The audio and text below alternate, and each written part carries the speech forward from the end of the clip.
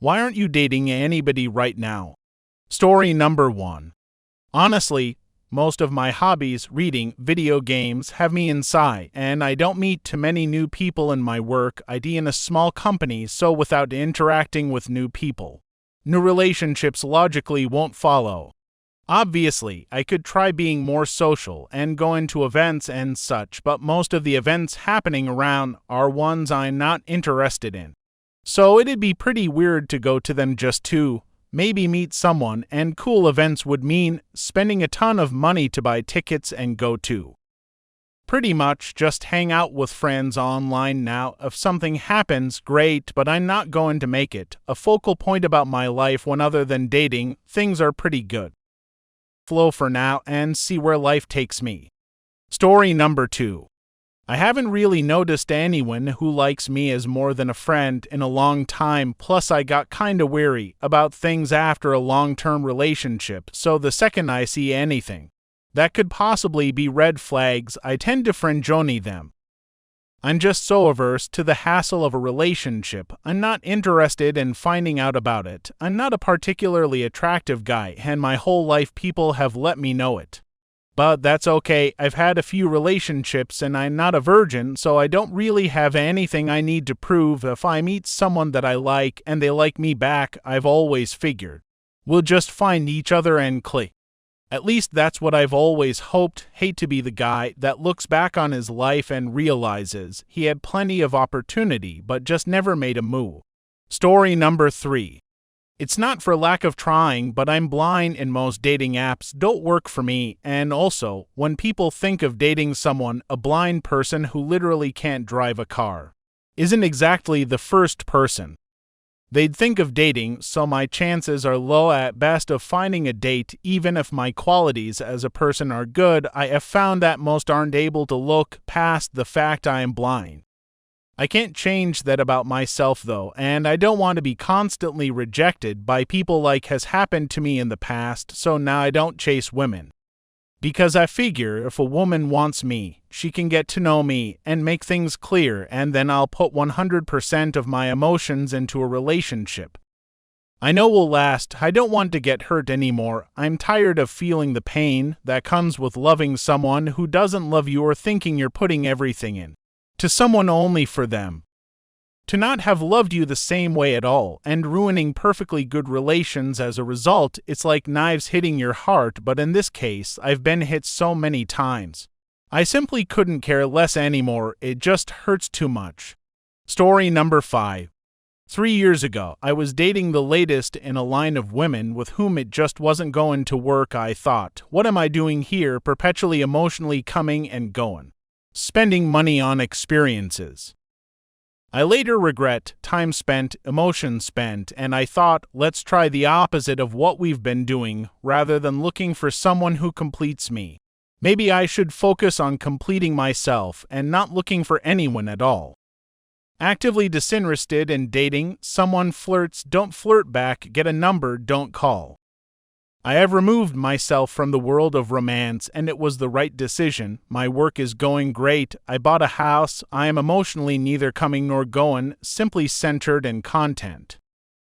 I don't know if I'll ever date again. I might someday, but there was such a huge payoff for me to just not date that whoever a future SO might be will have to be so staggeringly perfect that I have no choice but to date her. Odds of her showing up, I don't know, don't really care either. I'm happy as I am. Story number 6. I broke up with a woman I truly believed I would spend the rest of my life with about 5 months ago. We were together for 4 years.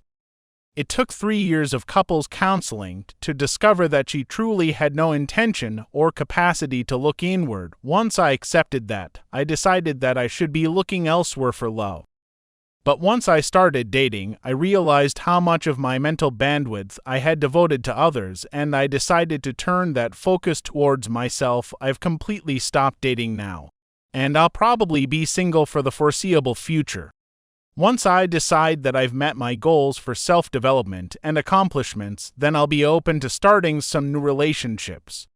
There's no shortage of women or men if that's your thing to take up your time, and you have the rest of your life to be partnered up. Right now I'm focusing on my relationship with myself. Story number 7. I'm happier alone. I'm sure some people who know me think it's just an act, but it's really true. I don't want to negotiate what we're having for dinner or where we're going, what we're watching on Netflix, who left the toilet seat up, whether I should buy a new video game console. I don't want to hear about what all men do nor do. I want to plan my vacations with an itinerary, scheduling everything down to the millisecond.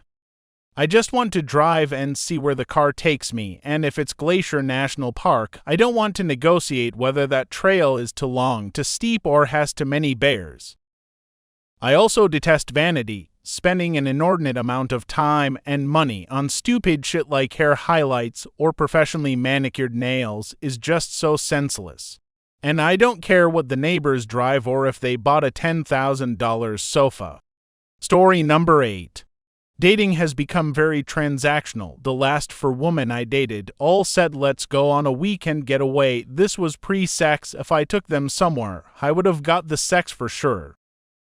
So for them to give it up, I have to spend $1,000, $2,000. I don't want to spend that on someone I've never had sex with. They don't want to give it up unless I make some grand gesture. Since I stopped dating 4 months ago, I have bought 2 new drum sets, both off my dream sheet. I bought a 6,000 carbon fiber dream road bike and my dream new car. I was spending $4,000 a month dating. Now I spend it all on myself. It's way better. I always have so much more money now. I've had adult relationships for 25 years. Every time a woman was in my life, I was broke, living paycheck to paycheck, getting creative with paying bills. I've been monk mode single twice. Both times had plenty of money in the bank, no stress, no heartbreak, life is stable, nobody disappoints me. Women are expensive. I'm 43 and I'm over it. I feel like I'm retired. Sex is great, but it's not worth the trouble, headache, and heartache.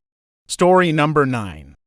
My last ex and I got pregnant. I had a weird vibe from her though. Immediately sex dried up. She was always on her phone and she started going through my stuff.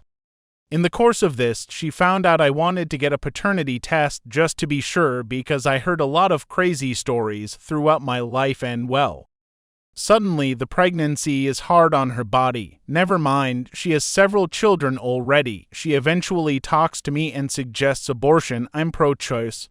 And I know I don't have a say in the matter. This baby is not coming out. We struggle through this, or I did, because I went on to discover she was sleeping with someone else. Don't know when it started, but it must have been for a while. And when I found out the slandering she was doing quietly became public. The idea of a woman being capable of that, of taking everything away from me, slandering my name, leaving me that shattered. I can't trust the gender anymore in any context but friendship. I just can't. I am no red pill. Mine. It just isn't worth it to me. I can't go through that again. When did you realize you married the wrong person? Story number 1. One of the first was when I realized she didn't trust me. We had been together around 10 years at this point, but I had a moment of clarity and literally said to her, "You don't trust me, do you?" Before she could answer, I said, "You don't trust anybody," and she agreed. She would routinely throw the kids out of the tub and the bathroom completely naked, because they splashed her while getting a bath, and not just that, she would yell at the top of her lungs at how bad they were. The kids were around to 2, 4 at the time. God forbid the toddler splashes the water in the tub. Another time, I don't even remember the cause, but I tried to play mediator. As an okay daughter, you did something wrong, let's apologize to mommy, and she would. Then I'd ask mommy to apologize to our daughter. For what? For her role, and mom absolutely refused to apologize. I've known this lady more than 20 years, and I've never heard her apologize, literally never. The final straw was when one of our kids wanted a hug goodnight before bedtime. She locked herself in her bedroom and refused the hug, because she had hugged them earlier in the day. Kids were crying. They didn't understand. I was devastated watching this unfold. Why doesn't mom want to hug me? I try my best to not let it impact me, but we share custody now, and I have to watch how she interacts without kids. It's hard. The best consolidation is the kids are getting older and they're starting to figure it out.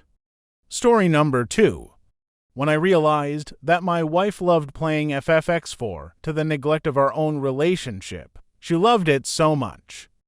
She had had a problem with obsessively playing World of Warcraft in the past, and we broke up over it, and she quit the game cold turkey and got a job, so we made up. And then we got married, and not long after the marriage, she was back into the gaming. But now it was FFX4, and we never had any quality time as a couple to just talk. All she ever wanted to do in her free time was drink wine and play her game.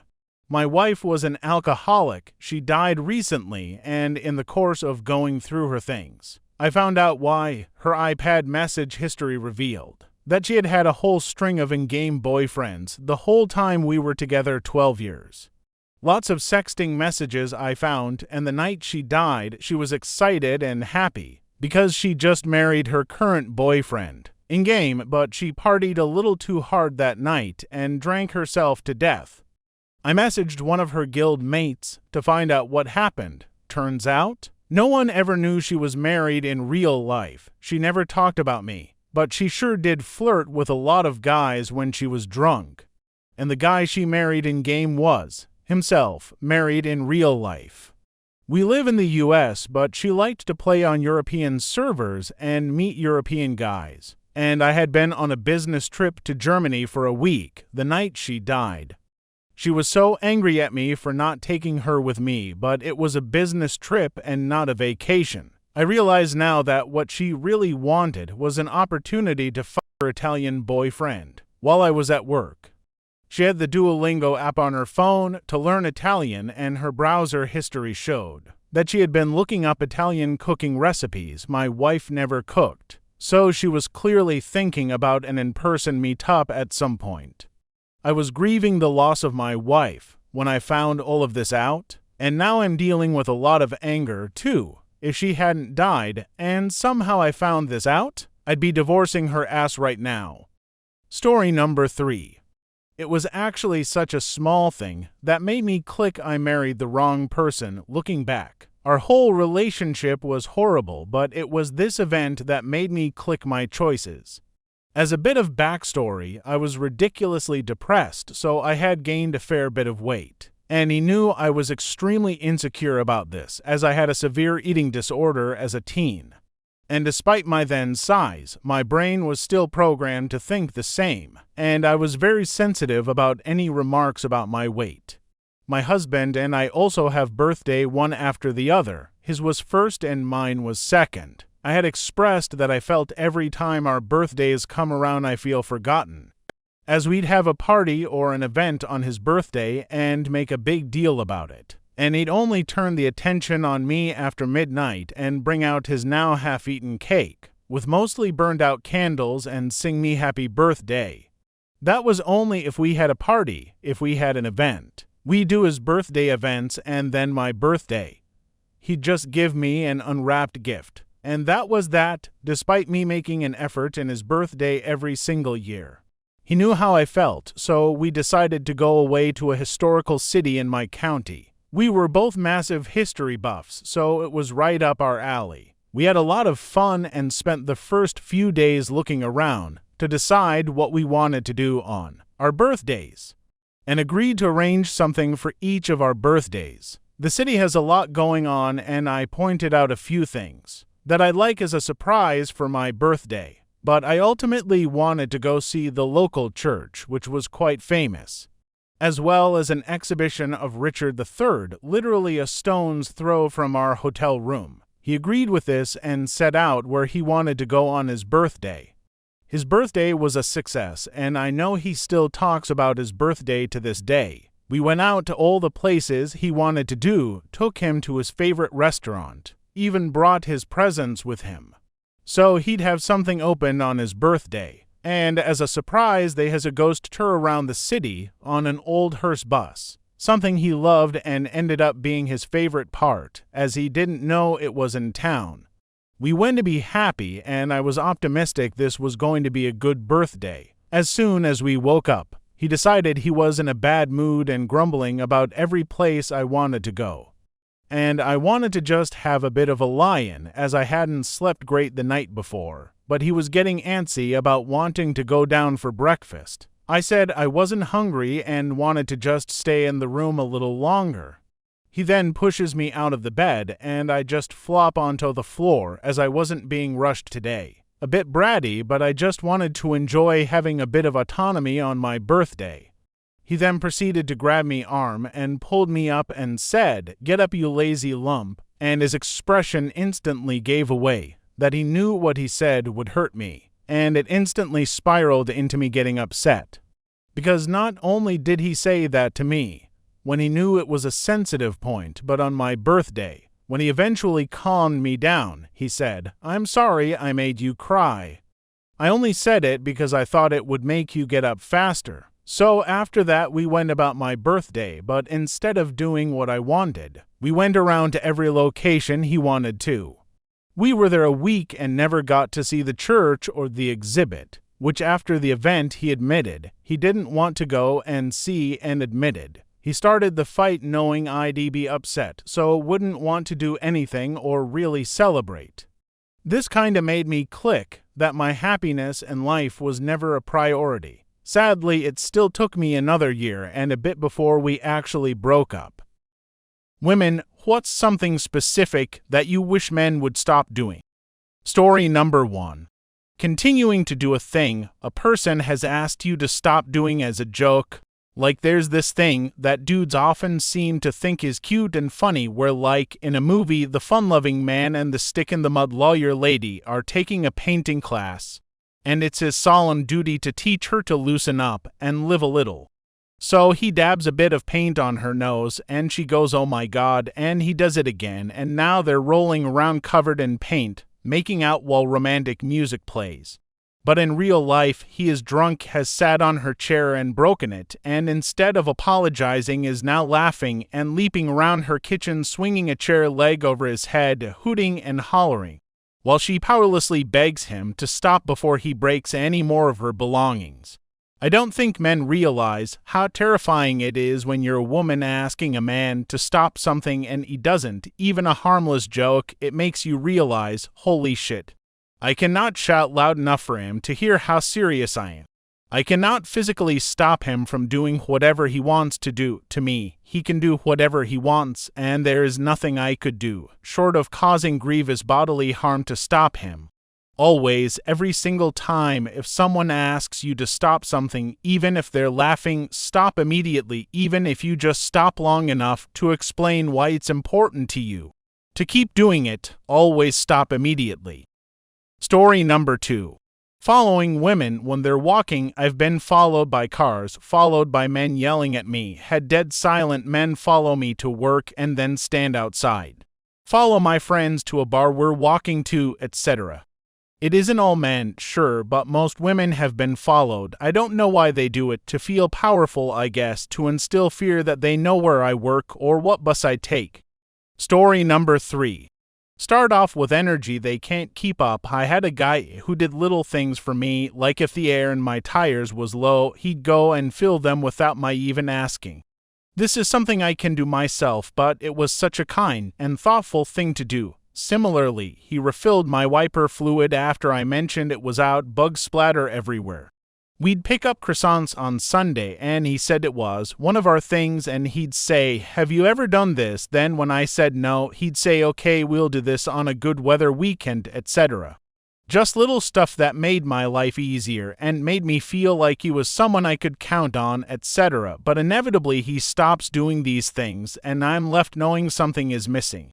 But I can't put my finger on it, or if I bring it up, I'm told I'm being demanding or needy, and suddenly I'm putting too much pressure on him.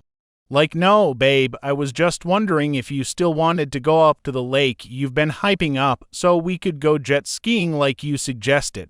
The first time this happened to me, it was such a mind game. Story number 4.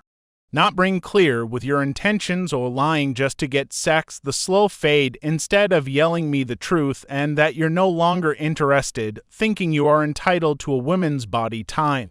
Not going to therapy.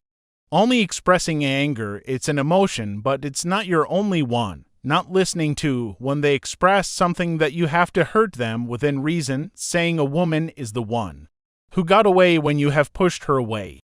Making a woman do all the emotional labor, house labor, and expecting her to still want to have sex with you and enjoy it, ignoring our bids for connection, avoid emotionally intimacy and connection. Like the plague. Thinking women want alpha or red pink guys and being a provider in terms of money and materialistic things only. Story number 5. I hate when my male friends tell me how to get better when playing bowling or pool or basketball, when in a non-sport context like we are drinking beers and having fun on a Saturday night, with loud music and drunk crow. Still all of them are hanging around me, telling me what position to get into, how to shoot. I didn't ask for it and just came here to socialize. The funny thing is, they are very unfit when I am a very good runner, often run race, work out a lot, they are out of breath the second they start playing basketball. Yet they teach me things every single time I have the ball in my hands. I am not even bad at any of these sports. Story number 6. This one drives me crazy. Not all emotions and not all partners are equal when sharing, showing anger, frustration, etc. can be fine with one partner and intimidating to another, showing vulnerability, sadness, anxiety, etc. To one partner may lead to empathy from one partner and may be looked at as you're weak from another. The real ask here, I think, is that we understand what emotions are acceptable to show and when. It's exhausting sometimes, and the path of least resistance is often bottling up. Not that it's right or healthy, but if you've seen the looks in your partner's eyes, that says you're intimidating them on one side, or that they see you as weak on the other side of the spectrum, it's hard not to default to bottling it up. Story number 7. Pretending to be incapable of learning how to do simple household tasks might win some of the battles around chores when your frustrated GF just takes over all of it. But you're gonna lose the war. Because there is absolutely nothing that will murder her libido more than feeling like she has a sulky child for a partner. And I'm not talking about just having a GF who is overly particular about how chores should be done. There's plenty of guys who have highly technical skilled jobs, but somehow, when faced with living with another human being, can't grok how to make scrambled eggs, even with detailed instructions. Story number 8. Not all men do this, of course, but when it does happen, it's obnoxious in a subtle way. Oftentimes, when you join an interest or just express interest in a subject, they get this weird need to mentor you. It's like they try to adopt you and put themselves into a position of being your teacher, and they think they're being kind, but they end up talking down to you. It's especially egregious if you actually are well versed in the subject, but they just assumed you must be a beginner compared to them. I'm sure many of them don't mean to do it and have nothing but good intentions, but it's still irritating and particularly awkward. Because it's really hard to call them out or put a stop to it without looking like you're being bitchy because they were just trying to be nice. It's not inherently bad to want to help someone out, but maybe wait for a signal that they want and need the help. Maybe consider it in your head first for a second, to make sure you actually have a reason to assume that you know more than they do, and you're not making a snap judgment. I know there must be women who do this as well, but in my anecdotal experience it's usually men, and sometimes men who just feel a weird need to be more of an expert than you are. Story number 9. Obsessing isn't the right word, but I would say I wish they would stop obsessing over the friend zone. I think the friend zone is real, and women can certainly be friend zoned as well, so while I totally understand the frustration and disappointment that it might be to find yourself in that position, the way I see a lot of men complain about it, that's what I would love to see stop. So here's the trick: how do you get out of the friend zone? Don't be friends with that person. Just like someone isn't obligated to date you or sleep with you, you're not obligated to continue a friendship you're not interested in. You are 100% allowed not to be interested in a friendship. If you're wanting a relationship and she doesn't, and she is wanting only a friendship and you're not, leave. That's that. It's okay. It happens. What's the worst thing you've done at work and may or may not have got away with? Story number 1. I was an assistant manager for a well-known company. Let me just say we had a great team, people who loved our company culture and breathed the business. Our previous boss was great at building teams. We had gotten a new GM who had worked for a big box store, Kohl's, and she was a man-hater, straight-up dumb and incapable of an ethical management style. They had fired my co-worker, assistant manager, with a bullshit made-up lie, saying he left our safe open. He had been there for years and was the most by-the-book guy. Well, it was just me and her managing for a while, and some brand reps. One of my brand reps got so sick of it, she told me she was done after today. She doesn't stand her anymore. I told her it was fine.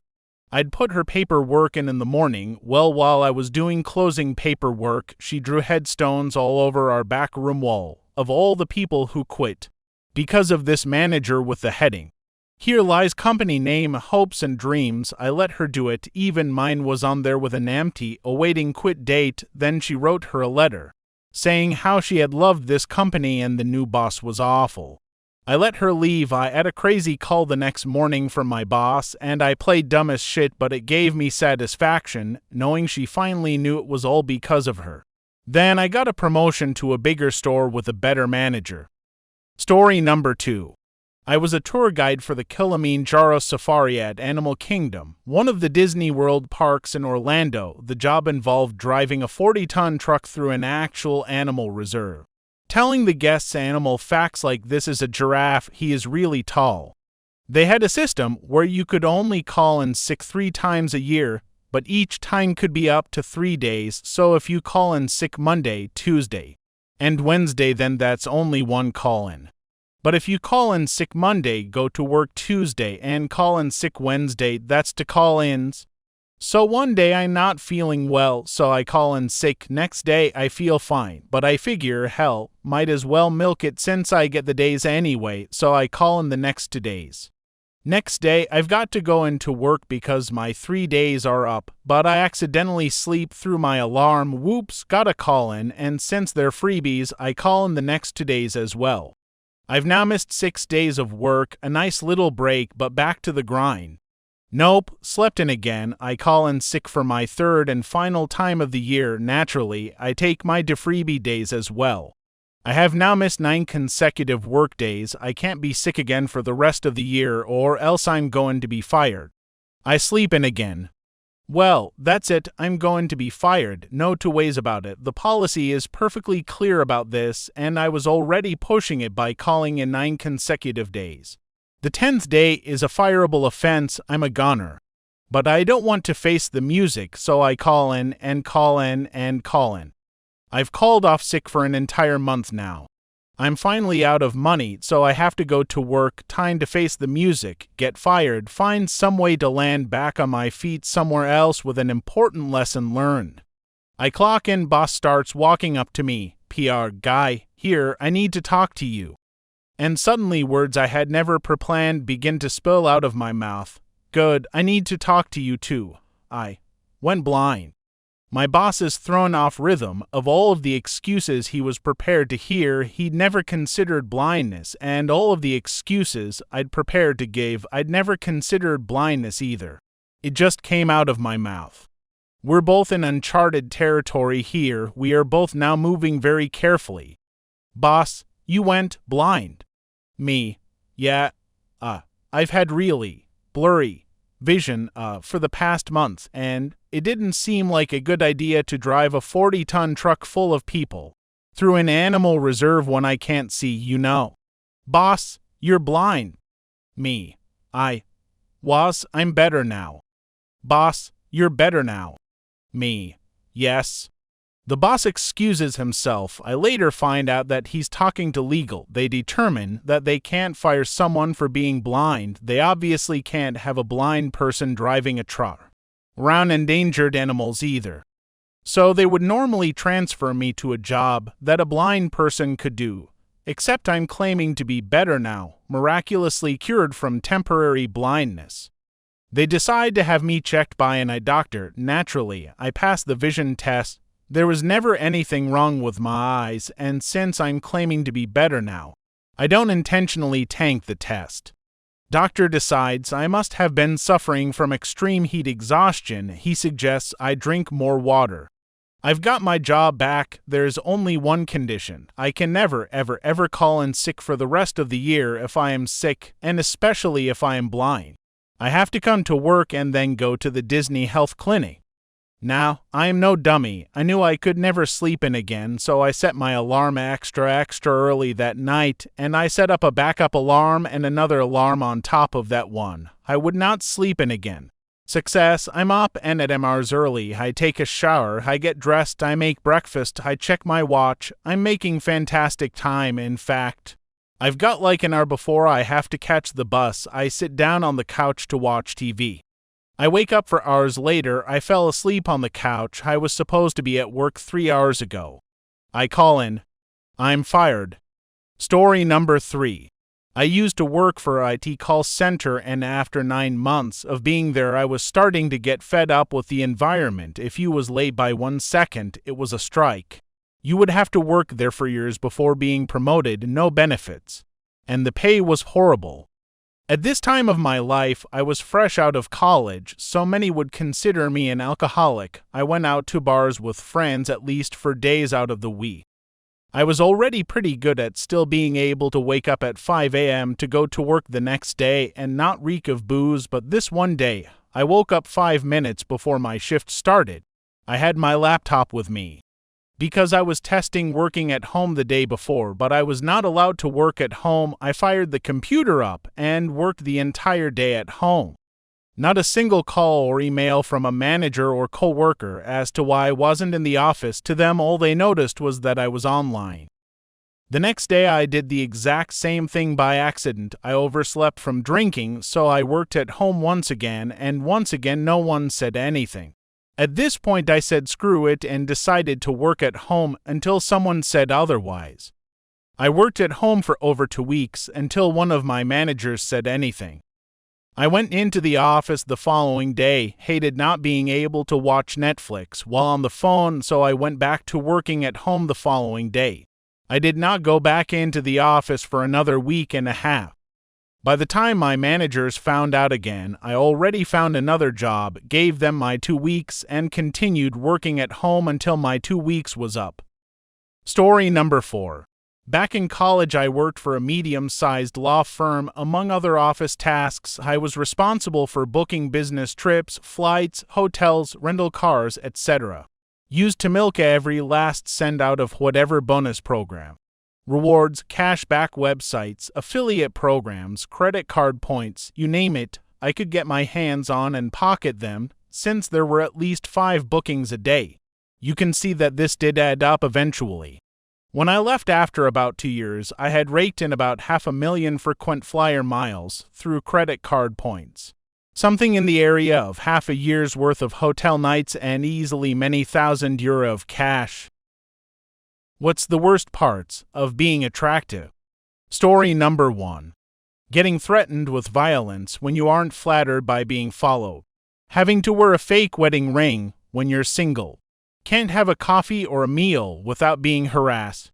Hostility from other women. I have some very light streaks in my hair due to be malnourished as a child. A woman actually pulled my hair because she thought I was lying that it was natural, and she wanted to know which hair color dye it was. Another woman grabbed my ear and twisted it, looking for facelift scars. When I told her I was in my late 50s. Other nerds don't take your nerd cred seriously. That actually sucks the most. Story number 2. I was never unattractive, but 3 years or so ago, I lost 45 pounds, not on purpose. Horrible depressive episode, and that pushed me a lot closer to society's beauty standard. It's also important to note that for women and men too, but to a lesser extent, beauty is social capital, i.e. beauty equals power. People were never rude or anything before. But now I'm treated with a lot more deference. My life is genuinely easier, like if my bus pass is ever empty, the bus driver will without fail just let me on without paying. Last summer I was struggling to carry a propane tank home, and this guy asked if I needed help and proceeded to carry it for me the entire way back.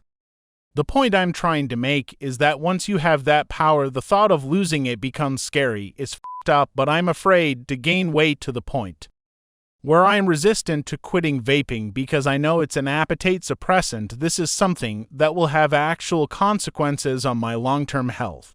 Story number 3. I don't know how to act. This problem is probably more uniquely mine though. I used to be far less attractive. I was overweight, had acne, and didn't understand men's clothes, hair, etc. Circumstances caused all of this to rapidly and dramatically change a few years ago. I lost 50 pounds and cleaned up. With my dramatic change in appearance came a dramatic change in the way people respond to me. I'm not sure if I can truly describe the change itself in a way anyone would understand. But in a very general sense, I find people are more polarized about me. Whereas I was once universally nondescript, approachable, and insignificant, people now seem intimidated and don more of a facade when faced with me. This can translate to kissing my butt, or staring at me, or avoiding staring at me, or a myriad of other odd behaviors that I'm just completely unaccustomed to. It feels off. I didn't grow up looking like this, so I don't have the confidence to match it. That might have made this something I had the training to appreciate and utilize for my benefit. I'm an introvert and a tech geek, but now even introverts don't feel they identify with me. I'm stuck not fitting anywhere, and now I can't wait to die. Story number 4. I used to be anorexic, and the amount of validation I got for it from other people was crazy.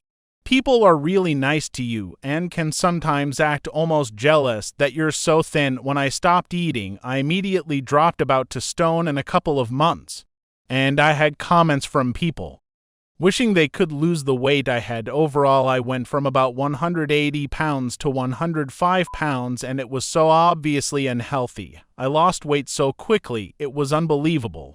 But I got a lot of praise for it. I was told I looked so good more times than I could count.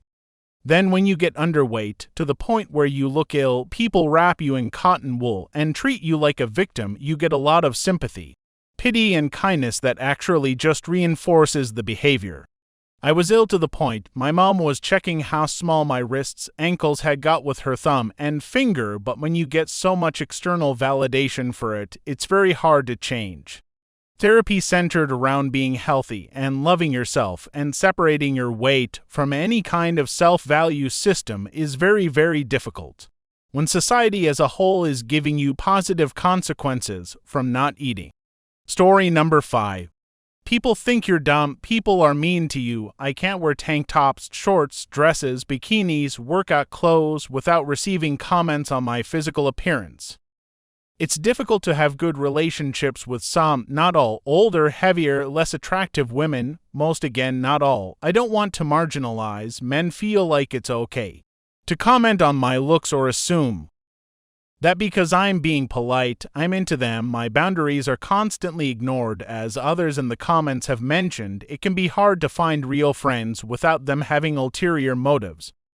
This is mostly guy friends. However, I know some girls only have other attractive girlfriends to look cool, boost their social status. People assume I'm fey or a bitch or only care about my looks. I'm extremely grateful for my physical appearance. I've been very blessed genetically, but I do wish as a society, I'm from the US, that physical appearances wouldn't be so focused on. But that is also a human nature kind of thing, so it's an unsolvable problem, I guess. Story number 6. I'm in my late 20s and model on the side as an alt-glamour model. I've also been body cast for statue molds, so I'd say I qualify. I've had random women be really mean to me for talking to their partners about normal stuff at events because they assume I'm making a move, and that assumption that I'm always after their man hurts cause. I'm just not that kind of person. No, I'm not out to steal your man by existing. Guys feel entitled to my body, and some get really mad when I say no. I've been followed around at events, spanked by passersby, and grabbed. For the longest time, especially when I was younger, people would assume I was stupid when I actually got straight A's in school, or now that I'm older. They're shocked when they found out I have a nice office job because they figured I just use my looks as my main income and couldn't possibly be smart too. Or I did something to climb the corporate ladder besides use my brain like a normal person. People assume I think I'm above them or judging them when I'm quiet, but I'm really just shy and awkward. I was a late bloomer and kids were mean to me in my early to mid-teens. So I really closed off a lot and am really just coming out of my shell now. It took me years into adulthood to have much self-esteem and really dress to embrace my looks. Story number 7. People immediately assume I'll be full of myself. When I was single, the amount of girls that weren't sure how to feel about me because they assumed me being good-looking meant I'd use them for sex. Complete opposite of who I am, but I guess enough attractive assholes makes you suspicious of the bunch. I didn't even kiss my now fiancé for the first time without asking permission. Add to that, I've had long relationships end and been told I only stuck around that long because you're attractive, and it made me feel better about myself. She was convinced the entire relationship that I'd wake up one day and want someone she deemed more attractive than her and cheat. In general, people will assume that me being an attractive guy means I'll be an asshole. I've heard, when I first met you, I thought you'd be an insert asshole, fuckboy, etc. It kind of sucks having people assume I'm a bad person off nothing more than my looks. What's the most seductive thing a girl has ever done to you? Story number 1. Showed up for a third date with a small backpack with her stuff for an overnight stay, thereby immediately dissipating any tension over whether this was the night I was going to get lucky. Story number 2. Freshman in high school, this girl in my study hall, a junior, would constantly hassle me, but with a friendly tilt. One day, we were both headed to the study hall classroom and happened to be the only two people in the hallway. She starts walking parallel with me to my right side. I was nearest to the lockers. Suddenly, she more or less body-checked me into the lockers, grabbed my forearms and pinned them to the wall and started making out with me. I was surprised and confused, but once my brain and dick knew what was happening, I was a willing participant. Same girl later gave me my first BJ to completion, thus solidifying her place in my FAP Hall of Fame. Story number 3. In college, a girl who I had been flirting with had been sexting with me one night. I was taking a night off from bars, drinking, and was just relaxing in my dorm. My roommate was away. She texts me she's getting ready and coming to my room, that she wants to fuck and film it. I had been doing video work for my filmmaking class at the time, so she knew I had a camera. Despite the nagging internal voice telling me my dick was inadequate to be committed to video, I cleaned the area and set up a camera. She texts me she is at my building near the rear stairs. I go to let her in and she looks incredible. She's wearing a tight dress, huge heels, very camera ready. She walks in and kisses me, and I can taste the booze. Then as she walks ahead of me, I notice she's not walking to stable, and equal this chick is super drunk. I was hoping after the boozy kiss that maybe she took a confidence-boosting shot, but despite much protest from my penis, I thanked her for wanting to come over and have fun, but instead escorted her back to her room, then went back to my dorm and thus commenced the great fappening. Story number 4. We were traveling through Japan as friends on my motorcycle and edging toward a real relationship, but for some reason I wanted to slow the relationship down a little. Her Japanese was better than mine, and we checked into a place that had private onsen, naturally fed hot spring areas with a little privacy. She made the reservation for us, and I kind of figured that she opted for the more private small party onsen versus the larger public one, but I wasn't sure until I was. We get to our little onsen area, and the procedure is you take a shower first, of course. I'm fiddling with my robe, stalling for time, wondering what happens next, when she opens her robe and hangs it on a hook on the wall, nothing at all on. She looks me in the eye and says, "Well, I'm in," meaning in the onsen and in the relationship, then proceeds to take a shower in front of me while I try to pick my jaw up off the floor. She had lived in Germany prior and was comfortable on the nude beaches and sunbathing naked in the parks and was just couldn't be bothered with being shy. Life's too short. The hugest turn-on was her self-confidence, as I had struggled mightily with a previous girlfriend who had none. Story number 5. I met this girl online several years ago. Around 2011, I always thought she was way out of my league. I am a 6 and she is a 10, so I never tried anything. We went out a couple times before, but nothing serious, just as friends, and that was enough for me. Last year we were chatting, and she was telling me she was going to a camping and inviting me. I was not on the mood around those months. A lot of stress of work had me close to a mental breakdown. She kept talking to me until one day I said I always liked her, but she was too pretty for me, and we were never gonna get into something serious. And I am not really a guy who likes to keep changing girls, so I was glad to be friends. I have to say we were somehow close friends. We talked to each other about our current partners all the time, but on this moment we were both single. So, I was one night gaming with my friends, and she texted me. She has to call me, I said. What happened? And she said she needs to talk to me, I said. Please wait 15 minutes. I was into a serious Warzone gaming moment, lol.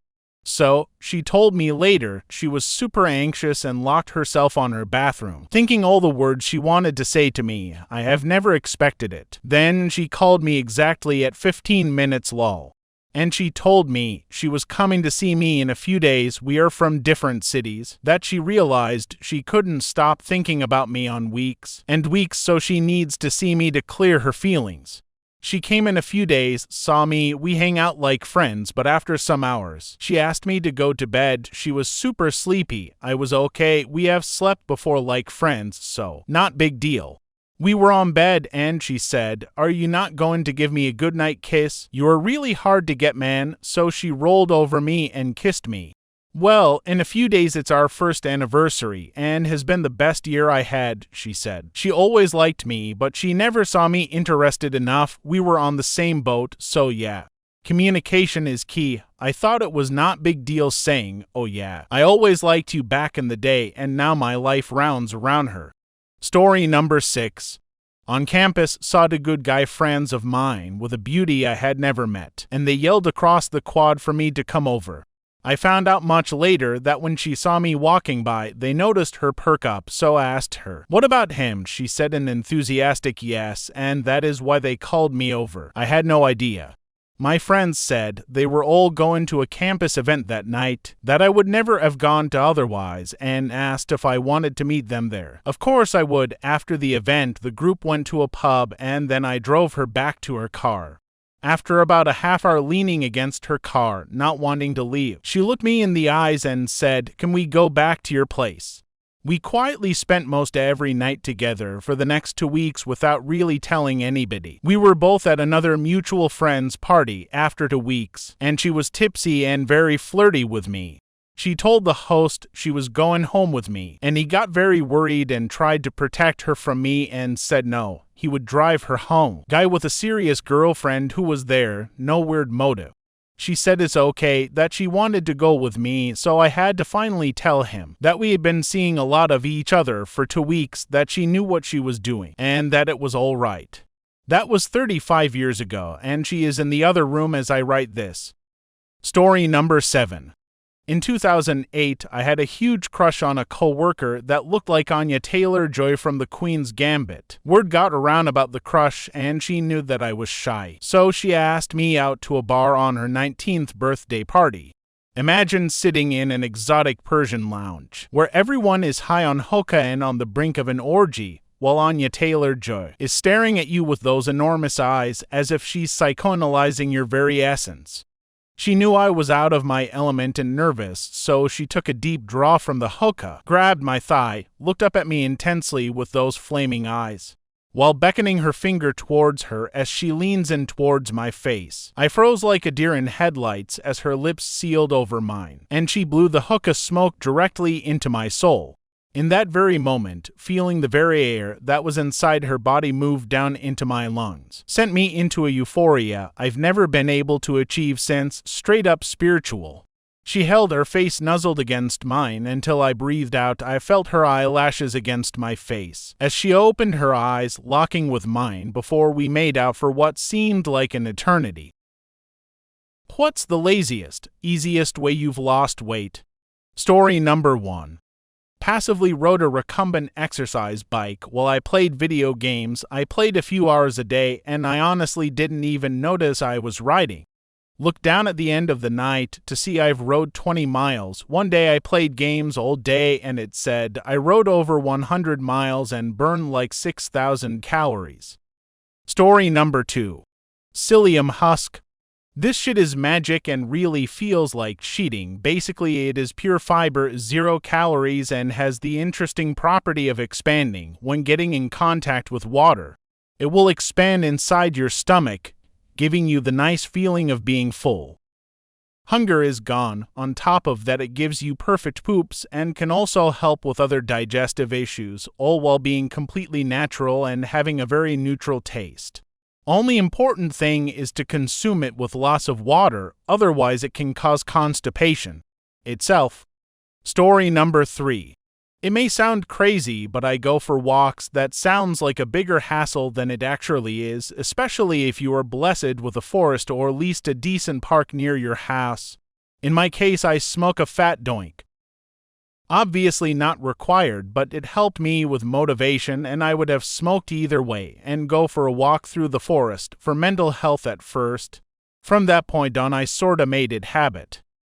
Walking long distances got easier and easier. Since I don't want to go to the forest every day, I started going for less smoky and less naturey walks. I use a step counter to get a hold of how much I'm doing and gamify the journey. Is just so much more fun to see yourself hitting your step goals day by day, and since you're gonna make some progress, you will realize that your old goals don't even challenge you anymore, and you set higher goals. Additional motivation. Apart from that, I tried eating less, no calorie counting or anything. I never planned cheat days. I just ate more when I felt like it because I always knew I was on the right path anyway. The results speak for themselves. Within the last couple months, I dropped like 25 to 30 kilograms. In that whole time, I never forced myself to eat things I didn't want to eat. Didn't stay hungry when I would have liked to eat. Didn't work out when I didn't want to. Overall, I think the most important part is to enjoy the journey, not only the results. You should find a sport, activity that is a hobby, not a chore. Listen to your body when it comes to food. Am I hungry or am I bored? Am I not eating because I want to lose weight or because I'm genuinely not that hungry? Story number 4. I wasn't particularly desperate to lose weight, but I'd run into some money problems due to not having had a raise in years, and union negotiations were dragging on a bit. So when the company announced a Biggest Loser contest, I threw my money in the pot. Halfway through the 90-day contest, the company announced company-wide layoffs. It was real Russian roulette style. Nobody even knew which departments would be targeted, much less which people. I made the mistake of saying, within earshot of my boss, that I couldn't decide whether to take one of the company's generous buyout packages or whether to stick with what I knew. I kept my job and got my raise. The whole contest had been done blind. Nobody knew how anyone else was doing, though we were all doing fairly regular weigh-ins. However, they posted the results at the end. Of the 100 or so people who had signed up, nobody else had lost a double-digit amount of weight in pounds. What's more, it looked as if the 90% of people who had given up had either done so within a week of starting or within a week of layoffs being announced. Of the handful that were left, I'd lost about 30 pounds over 3 months and collected a check for $1,076.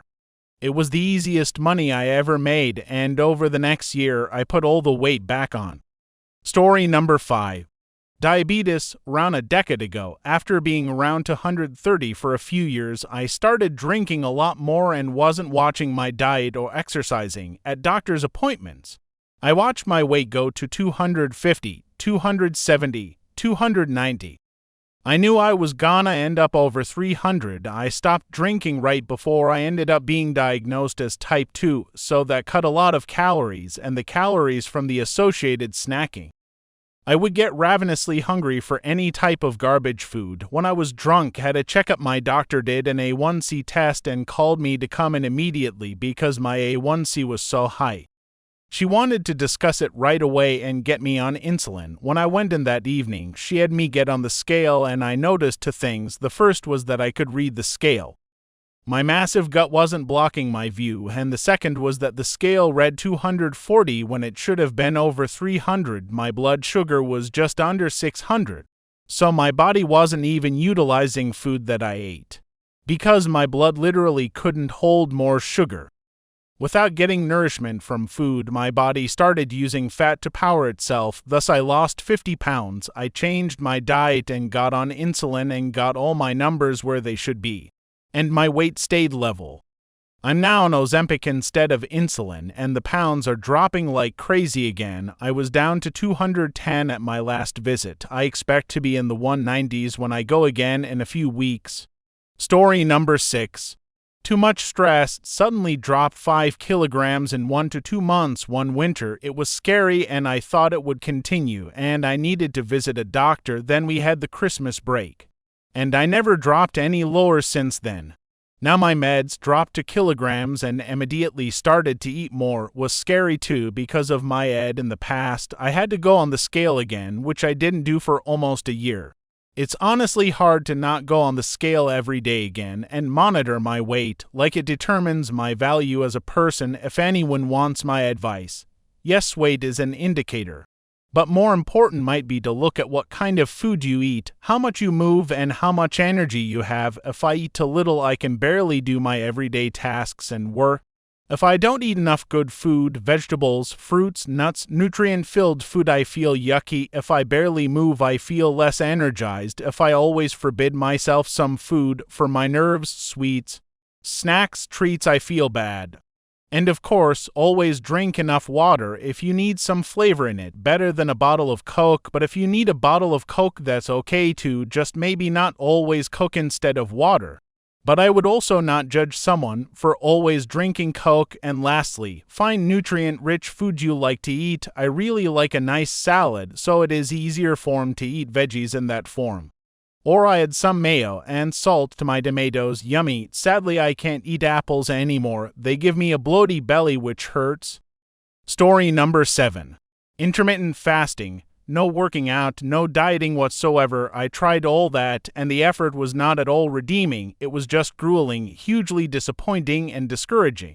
Fasting was it for me. I'd have coffee in the morning with lots of cream, then wait to eat till 4 p.m., and it was literally effortless weight loss. The only thing I avoided was refined sugars, sweets. Now that I'm merely maintaining and not losing weight, I just fast till noon and eat whatever the hell I want all day, including sweets. At first it made no sense to me that the least effort brought me the best results, but I think the reason my final method worked so well was because it didn't make my stress hormones shoot through the roof, nor send my fat storage into survival mode. It wasn't until I stopped both dieting and intense exercise that my body was able to respond to the calorie deficit by actually burning fat rather than holding onto it for dear life. What's the hardest would you rather question you've ever been asked? Story number 1. Verizon's call center hiring process included a questionnaire. Unlike most questionnaires where there is an obvious answer, Verizon had a list of would you rather questions with no discernible upside. Would you rather work longer hours or deal with unruly customers sort of choices? Anyway, I passed every part of their hiring process except that, which they stated made me immediately ineligible for hire because of the questionnaire. I feel like I dodged a bullet, though. I suspect it is a variable answer set depending on what they needed. Management would send HR what they were looking for, and HR would key in the desired responses. Short-staffed answer A. Someone who doesn't mind overtime getting beat up on call reviews. B. And plan on cutting weak reps once staffing won't be dire afterwards. Story number 2. I'm not sure about the toughest one, but the one that made me and my friends think the most was. Every toilet you now use becomes sentient, and I mean fully sentient. It can talk, feel emotion, the whole 9 yards. There is no loophole to avoid this scenario. No matter where you are, the toilet is sentient. The question is, would you rather the toilet be a very willing participant or a very unwilling one? The willing toilet gets off on this shit literally. Every time you drop a deuce, it's an orgasmic experience for the toilet. And remember, he's sentient, so he is very vocal about how he's feeling. Nothing rocks his world like you dropping a post-Chipotle dump in his mouth. The non-willing toilet is basically a hostage. He's horrified by what you're doing to him. He goes through the entire range of emotion a typical hostage goes through. There's fear, distress, and bargaining. When the deed is about to be done, he's revolted. When you actually go, I mean hell, how do you feel if someone was forcefully shitting in your mouth? For both scenarios, we can assume that the toilet can only talk to you and other people can't hear them. This takes out the issue of going in a public place. So which would you pick? The initial instinct is for sure the willing participant, but the more I think about it, I think you'd eventually grow disgusted with them and be creeped out. Personally, I'm hoping for a Stockholm Syndrome scenario with the hostage toilet, so that eventually we can come to coexist. Story number 3. When my friend's daughter was 8 or 9, she was obsessed with asking random, would you rather type questions from a book she bought. It was a kid's book, so it was nothing NSFW, just random stuff.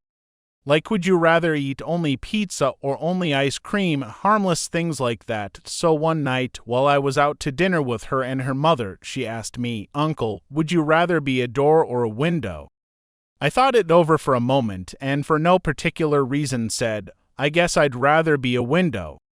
Without missing a beat, she goes, you seem more like a door to me. Then flat refused to explain why, haunts me to this day. Story number 4. Would you rather be blind or deaf? It seems like an easy choice to say deaf, since it would seem to be much less difficult to navigate the world being deaf than blind, but I once had a blind friend who was not born blind and had only become so around age 17. Who told me she'd still rather be blind than deaf because being deaf sounded very lonely. I still think about that conversation sometimes. Story number 5. The hardest would you rather question I've ever been asked is, would you rather have a lifelong partner who is completely loyal to you or a lifelong friend who is always honest with you? Loyalty and honesty are both important qualities in a relationship, but they can sometimes conflict with each other. For example, if your partner is completely loyal to you, they may not be honest with you about their feelings or thoughts if they think it might upset you. On the other hand, if your friend is always honest with you, they may not always be there for you when you need them the most. This question forces you to choose between two important things in a relationship. Do you want someone who will always be there for you even if they're not always honest with you? Or do you want someone who is always honest with you? Even if they're not always there for you, there's no right or wrong answer to this question, but it's definitely not an easy one to answer.